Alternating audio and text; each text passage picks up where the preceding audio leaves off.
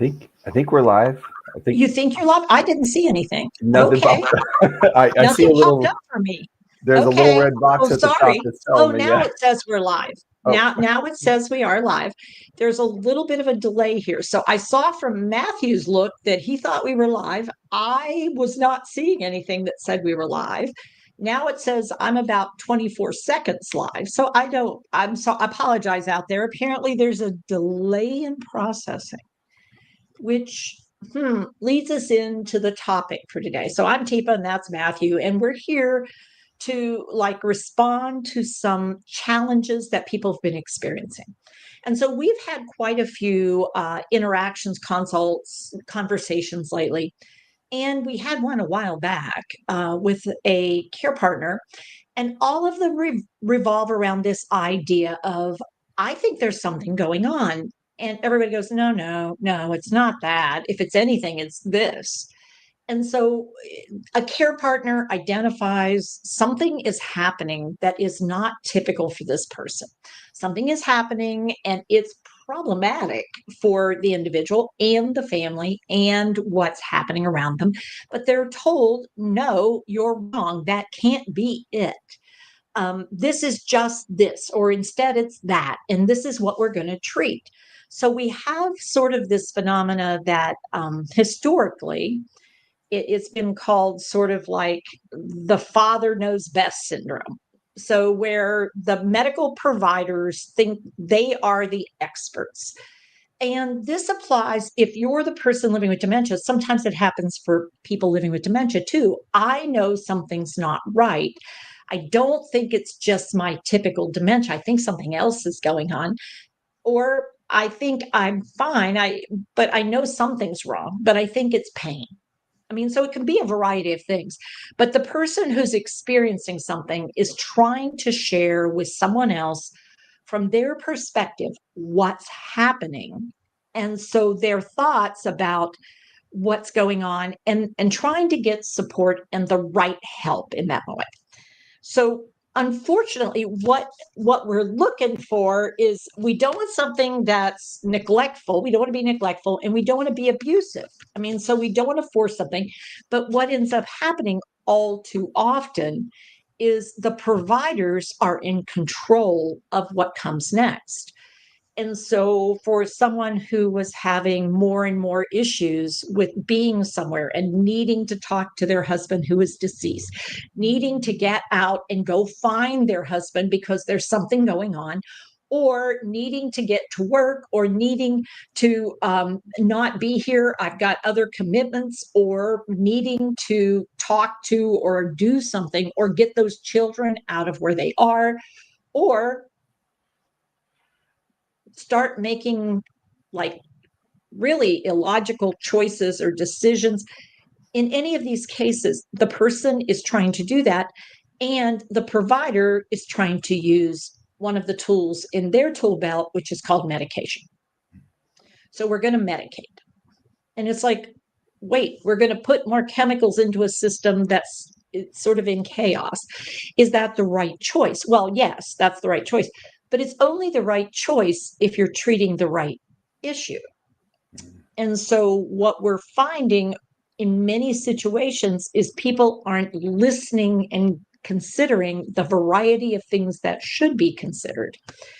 And on NPR this weekend on People's Pharmacy, one of the things they were talking about is environmental assessment, doing a full scan assessment. And so for us, if that's what people should be doing, indeed, and this was a physician saying this, for situations that are chronic, situations that we're having a hard time figuring out, um, it sounded like our six pieces of the puzzle. That's part of our consulting cycle system that we do when we do our consulting cycle. So we look at, yeah, see, Matthew's looking around. I've got the person face one, and we also do it for institutions because it turns out institutions have those kind of issues. So it's the person, who they are, who they've been, brain changes that were noticed, changes in abilities that we're picking up on, health changes that we might be picking up on or we might be interpreting, but we just want to look at them. We also want to look at the physical, social, and prop and all kind of time.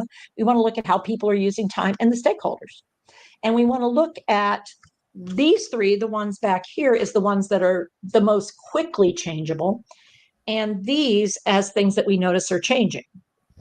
So with consulting, we help people go, okay, well, let's not immediately start focusing on fixing the person. Let's see what's going on for the person. And so we do the connect, seek, reflect, explore, and then select. You're going to pick something. And then start trying that out to see what happens if you do it. And that would be the right help at the right time. So sometimes support people like care partners would have to actually become a consultant in their own situation because you were looking for somebody to provide the help. But when you're not getting the right help at the right time, sometimes you have to take a step back and go, okay, well, that's not the right stakeholder for me. I need somebody who's going to look at this a little differently because in one case, we have someone who's moved to another country, started a whole new activity, and their husband had been involved in some really high level stuff legally and very skillful and started changing and got in trouble because of the changes, but still having the processes. And so she was looking for medical support and help at trying to figure out what the heck was going on. And she was immediately told, well, he's too young. There's no way he has anything like that. So this is just a midlife crisis, a breakdown, a mental health issue only. And of course, that turned out to be wrong. But it took a while for her to find the right support. So you'll hear more from her later this week. We'll have a courageous conversation on that. But I would say, I had another consult that mom had to have multiple falls on a new medication and me saying, that's not, that's concerning because of the kind of dementia it sounds like she might have. And it's concerning because, she's getting this and that. And sure enough, after they started exploring that, mom cleared up a good bit. But yeah, Matthew. So Teepa, this actually brings up another question I know our community's had before in the past, which is with your experience, all the people who come and talk to you and ask questions, are you noticing an uptick in either people just going ahead and throwing a dementia diagnosis on somebody, even if it's a general one, or is this still a challenge? Is it still really more high in the percentage of they're not using this diagnosis, they're trying to say it's a bunch of other stuff before? Well, how old are you, Matthew? Because it depends on how old you are. If you're young, then classically you're going to be in that second category of, well, it's not a dementia. What are you talking about? Did they have COVID lately? That kind of stuff. However, if you're in the older category, like 75 or more, well, it's probably a dementia. We'll just start them on some medication and, they might be eligible for a study. It goes in both directions. I'd love to say it's one or the other. It's not, it's both. And a large degree, it depends on how you appear to the provider. Okay. So that big key piece is the age and how you appear in that moment to the provider, which what I think you've talked about this probably a billion times. What often happens when a person gets into the provider's office and the provider does the very general, the very basic testing of trying to figure out if somebody's okay or not. Yeah. Well, the challenge is if you don't know me from before, even if you do, if I'm highly intelligent, the screening stuff is not going to screen me into a category of high risk. If I have an atypical dementia, I have a typical dementia, and I'm very skilled, my brain goes into high function gear because I'm not stupid. I know what this is all about because we don't test for cognitive stuff unless we think there's something wrong. Or I get really frustrated with the whole thing and say, I'm not going. If you want to go, I'm not doing it.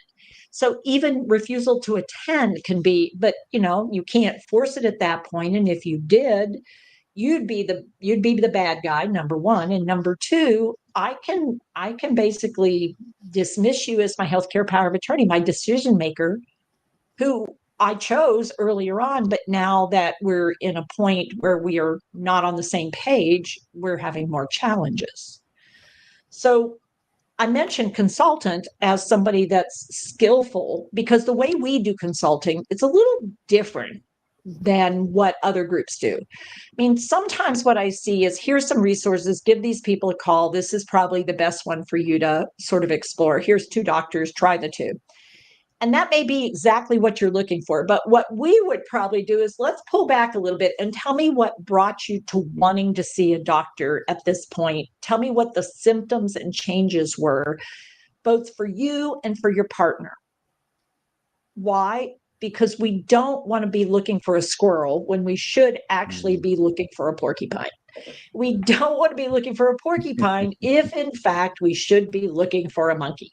We don't want to be looking for a monkey if, I mean, you get the idea. We don't want to look for a snake when we should be.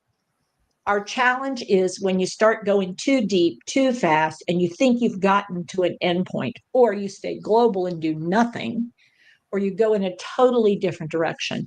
We know there's lots of possibilities. So we think it's vital that you get a chance to spend time with somebody who stays curious, is really compassionate, is authentically interested in developing a relationship that's helpful. And on top of that, wonder what else you should be, Matthew. What do you think? Yeah, I think it has that big question mark, that thing where you're trying to stay curious. Yeah, we want to stay curious for sure. We want to be authentic and we want to be compassionate. But most of all, we want to make sure there's benefit. There's benefit for everybody involved. This is not a there's something wrong with her, you need to fix her. It's like we're really being challenged here, and we both could use some support and help. And maybe I'm the one that could use the most help. I'm not sure.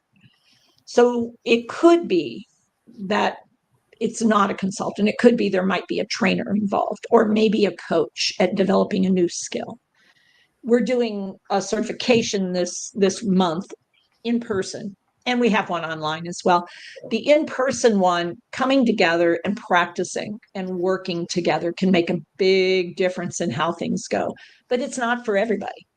And so if instead you think it might be helpful to you to see the 6 pieces of the puzzle, we actually have resource cards, and we'd be happy if you get up with us. We'll share that out if it's not familiar to you, because we think how you see things and how you seek things can make a big difference. And sometimes knowing the right questions to ask and not getting too focused too quick could make all the difference for finding the right help for the situation you're in. And sometimes it takes a while because it's hard to find those people in those situations. Matthew, anything you want to add in to wrap this up? Yeah, Teepa, I think what a great way to really notice some of these pieces and be able to take a step back and see where we're potentially missing skill, we're missing pieces in this puzzle. Because really a lot of this, it's a huge puzzle that we're trying to figure out all of the different moving parts and make sure that they fit, versus like when we have a piece that we keep trying to jam into that one spot that we think, we swear this has got to be it, but it doesn't quite work. And so definitely letting us know, please message us, throw in the chat if you have any questions about any of these parts that Teepa talked about, the certifications, the resources. We'd love to connect with you and support you with figuring out what works best for you, because we're all about that mutually beneficial part for sure. Oh, yeah. And one other thing, Wednesday evening, we'll be getting together on all our different social media platforms to talk about amazing journeys that people make, even when they're living with dementia. Yeah. And yet some of the risks and like risk or safety, which one are we at? And it's like, well, all of us fit somewhere. So we'll be talking about that Wednesday night. Right. So everybody out there, take care with your care. Take care of yourselves. Talk to you soon. Bye all. Thanks, Teepa. Bye, everybody.